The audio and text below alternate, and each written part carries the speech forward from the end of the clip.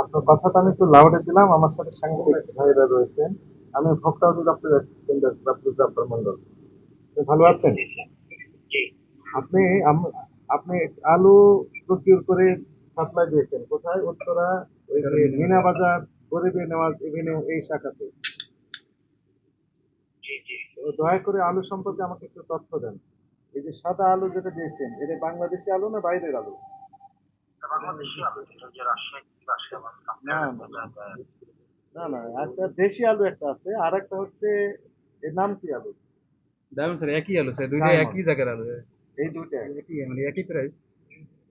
এই দুইটা ওটা তো আলাদা। না ওটা না স্যার। ডায়মন্ড আলু এটা তো ইন্ডিয়ান আলু মনে হচ্ছে আমাদের কাছে।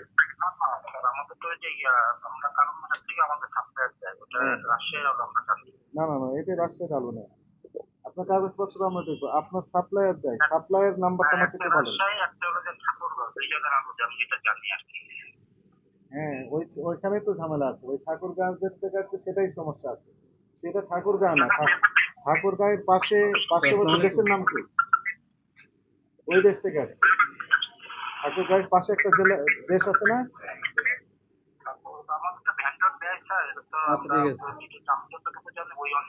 আচ্ছা আচ্ছা। হ্যাঁ, ওই ওই পার থেকে আসছে। ঠাকুরগাঁয়ের পার্শ্ববর্তী যে দেশ, সেই দেশ থেকে আসছে আলু। এবং সেই আলুগুলো আমরা গতদিন শ্যামবাজারে দেখেছি 40 টাকা কেজি বিক্রি হচ্ছে, 40 থেকে সর্বোচ্চ 45। আপনি সেই আলু এখানে বিক্রি করছেন 72, 72 টাকা কেজি। এটি তো অস্বাভাবিক হয়ে যায়। আপনার ওই ভেন্ডরের নাম্বারটা একটু দেন আমাকে দয়া করে। হ্যাঁ, পাঠিয়ে দেন। এবং কারওয়ান বাজার কোন দোকান থেকে নিয়েছেন, আমরা এখান থেকে আমরা একটু তদন্ত করে দেখতে চাই। হ্যাঁ, আপনার ওই যে ম্যানেজার সাহেবকে নাম্বারটা দিয়ে দেন, ওই যে হাসান সাহেব, আচ্ছা হ্যাঁ। ওনাকে দেন। ঠিক আছে। কারওয়ান বাজার থেকে নিয়েছেন, তাহলে সুবিধা হলো। কারওয়ান বাজার আমাদের তদন্ত করার সুবিধা হবে।